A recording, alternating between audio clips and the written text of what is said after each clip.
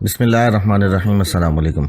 زمزم ٹاکس میں خوش آمدید۔ اسلام آباد ہائی کورٹ بار ایسوسی ایشن، پشاور ہائی کورٹ بار ایسوسی ایشن اور بلوچستان ہائی کورٹ بار ایسوسی ایشن کے الیکٹڈ صدور اور دوسرے میرے رفقا بھائی اور بہنوں، کافی وقت ہو گیا ہے اور بہت اچھی مجھ سے پہلے تجاویز اور تقاریر ہوئی ہیں۔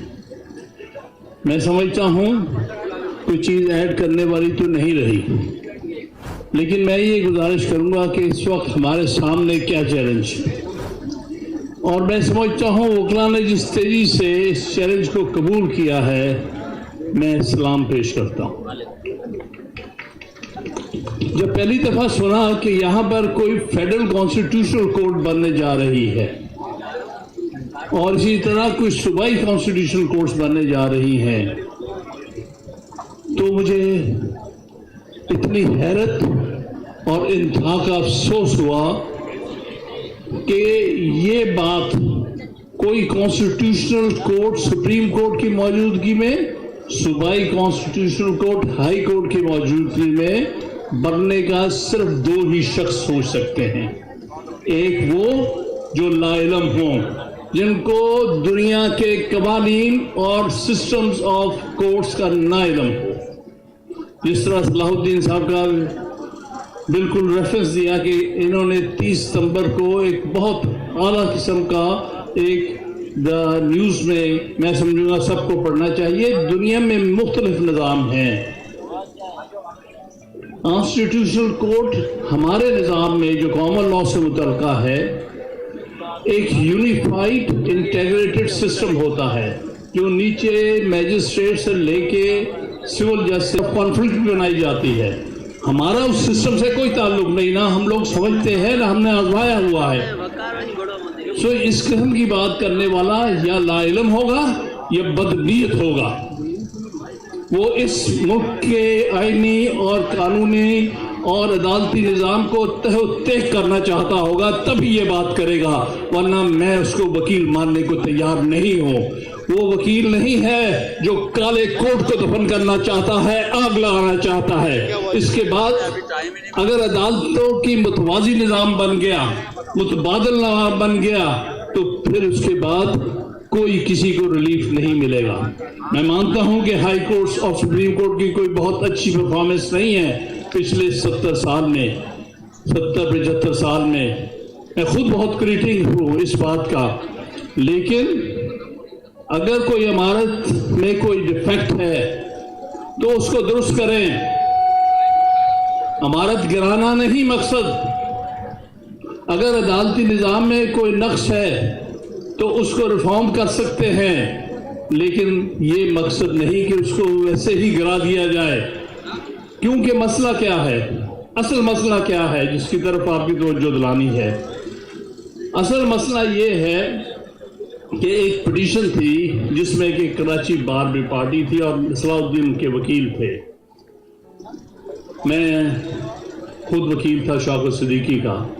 اس میں انہوں نے دو باتیں کہی ہیں جو میں آپ کو آج کروں کہ میرے پاس آ کے ایک ISI جنرل نے، فیض حمید کا نام تھا، اس نے آ کے کہا کہ بھائی اس طرح کر دو، اس طرح کر دو، تمہیں جلدی چیف جسٹس بنا دیں گے، یہ کریں گے وہ کریں گے۔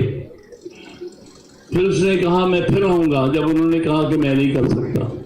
پھر دوسری دفعہ کچھ دنوں کے بعد پھر گئے، انہوں نے کہا کہ بھائی میں 2 دن لیٹ ہو گیا ہوں، مجھے 2 دن جانا پڑ گیا کراچی، میں نے پولیٹیکل پارٹی کے اسکرو ٹائٹ کرنے تھے، ان کے اسکرو ڈھیلے ہو گئے تھے، تو مجھے 2 دن لگے ان کے اسکرو ٹائٹ کرنے کے لیے، تو اس لیے میں آپ کے پاس آیا۔ اور پھر اس کو کہا کہ مجھے یہ سروس سے نکال دیں گے، کیوں؟ کیونکہ مجھے باجوہ کہتا ہے تم سے ایک ہائی کورٹ کا جج ہینڈل نہیں ہو رہا۔ کس قسم کے تم ISI چیف ہو، انٹیلیجنس چیف ہو، ایک ہائی کورٹ کا جج تم سے نہیں؟ یہ کنٹیمپٹ ہے ججز کے بارے میں ان فوجی جرنیلوں کی۔ بھئی تم کون ہوتے ہو؟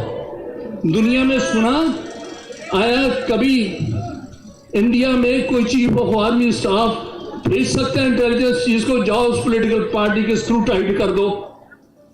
کیا کام ہے اس کا؟ کیا کوئی کسی کو بھیج سکتا ہے کہ فلاں جج سے کہو کہ یہ کام کرے؟ یہ کسی بھی آئینی نظام میں یہ ممکن نہیں ہے. لیکن مسئلہ یہ ہے کہ ہم نے خود ان جرنیلوں کو اپنے سر پہ سوار کر لیا ہے. کبھی اس سے مل کر ایک پارٹی اقتدار میں آتی ہے، پھر اس کو گرا کے دوسری آ جاتی ہے.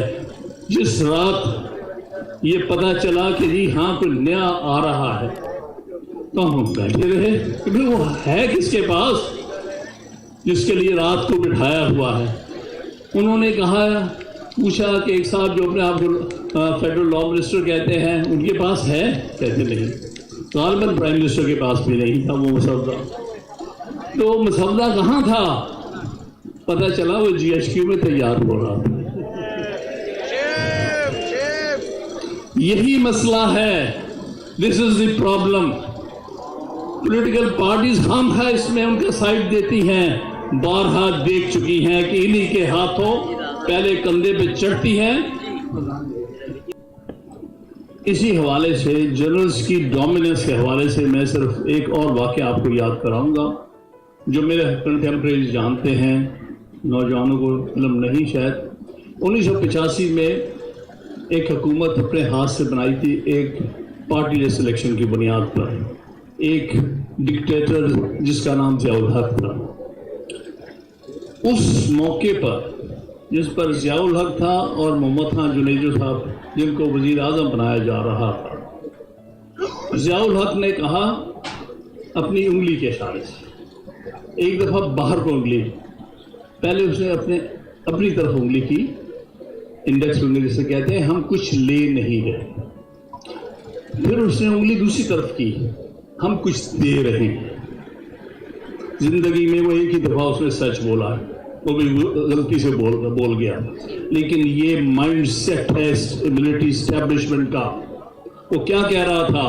دیکھو ملکی وسائل بھی ہمارے ہیں، ملکی اقتدار بھی ہمارا ہے، ملک کا دفاع بھی ہمارا ہے، ملک کا آئین بھی ہمارے تحت ہے. کیونکہ ضیاء الحق کہا کرتا تھا یہ کیا چیز ہے آئین؟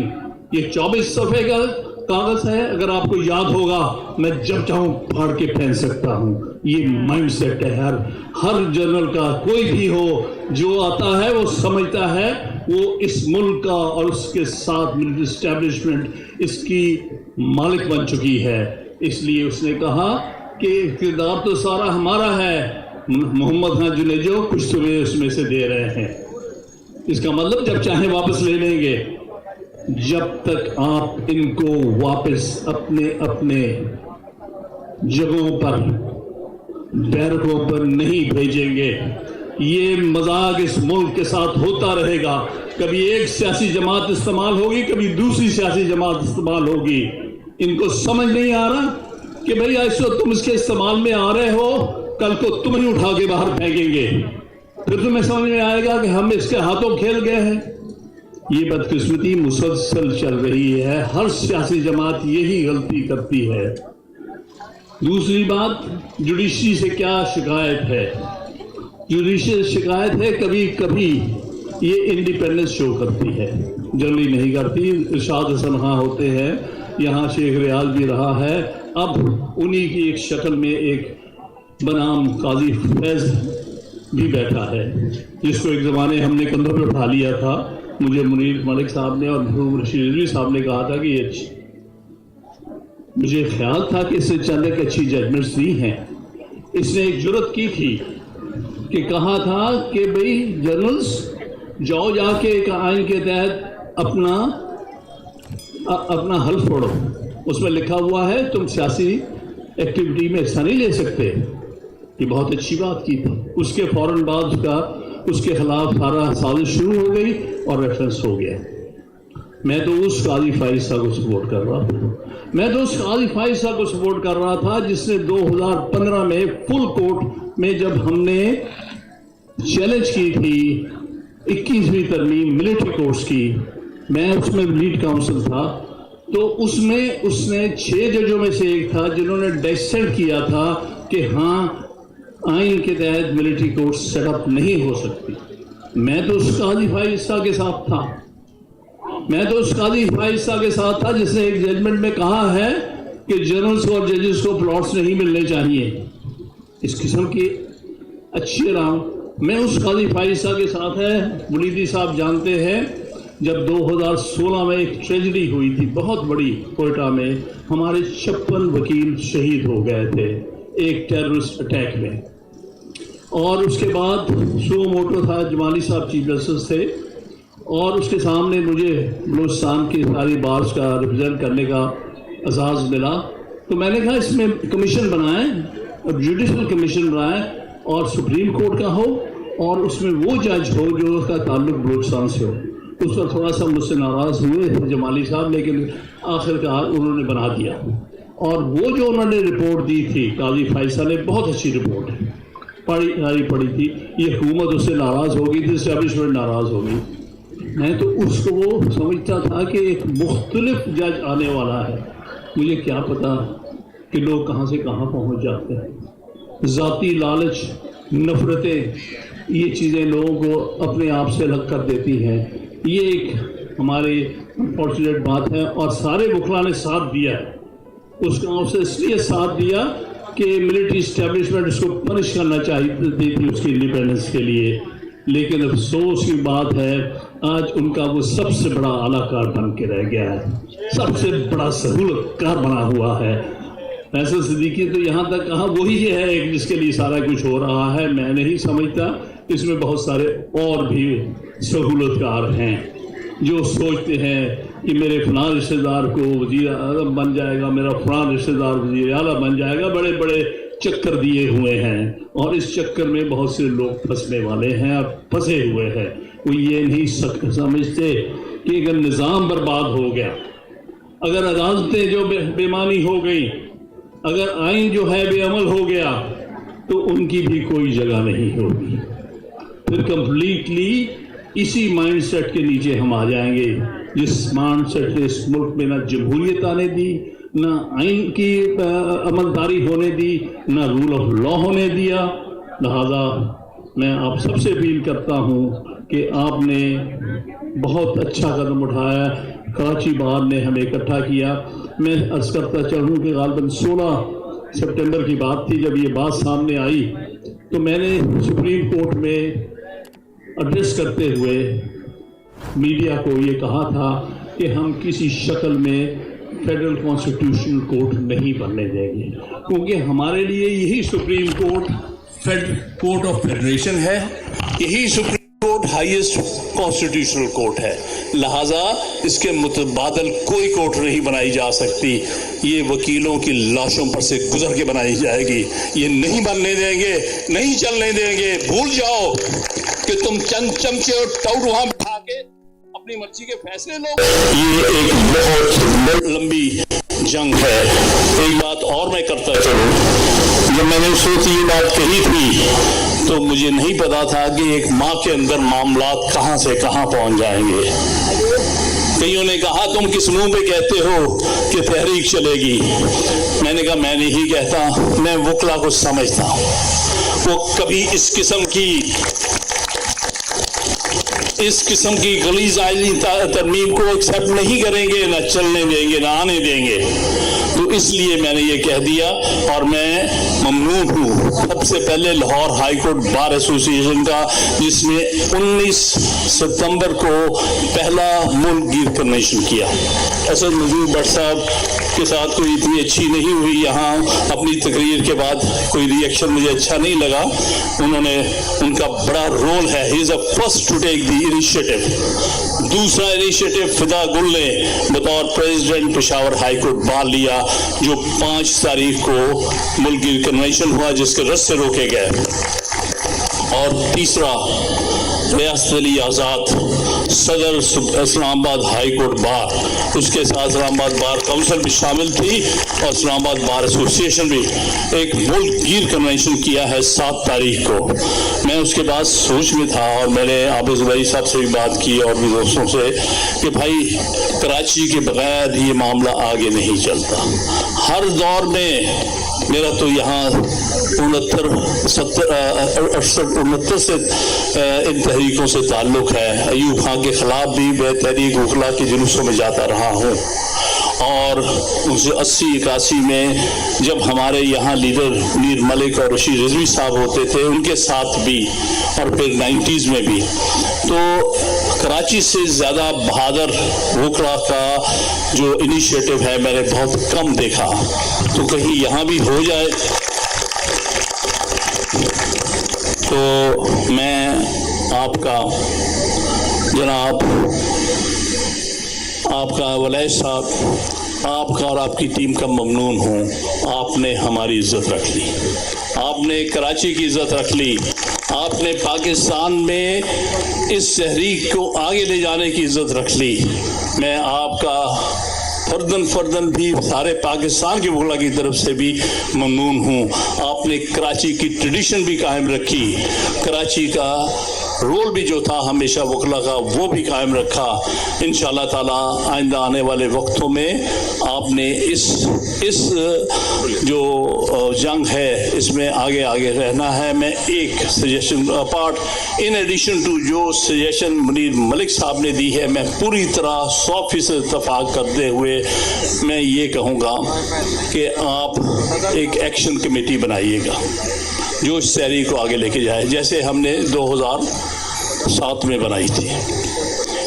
इसमें मैं कहूँगा high court bar association, Lahore high court bar, Peshawar high court bar, Islamabad high court bar, Balochistan high court bar, उनका सदर आपने तकरीर सुनी, इतना बहादुर नुमाइंदा मैंने बहुत कम देखा है, बहुत अजीम, उसको भी इसमें शामिल करें।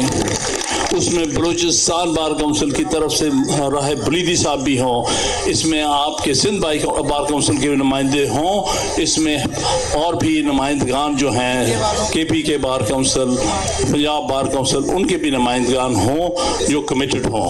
उनकी एक्शन कमेटी बनाइएगा और ये सिलसिला कन्वेंशंस का सिलसिला आगे लेके जाने का जारी रहना चाहिए। मैं आपसे बहुत बहुत ममनून हूँ और यही रिक्वेस्ट करता हूँ कि इस मामले को यहाँ पर नहीं रुकना, अभी हमने बहुत फासला तय करना है, क्योंकि वो मंजिलें बहुत सारी हैं जो कि हमारे खिलाफ इस्तेमाल होंगी।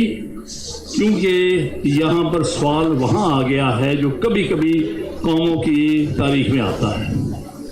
जिस तरह बांग्लादेश में वो वक्त आया, इस तरह से एक वक्त आया जब इंडोनेशिया में ये वक्त आया, 30 साल सौहार्दों के खिलाफ जब आवाज़ बुलंद हुई तो उस वक्त तब्दीली आई और वो तब्दीली का आज तक असरात चल रहे हैं।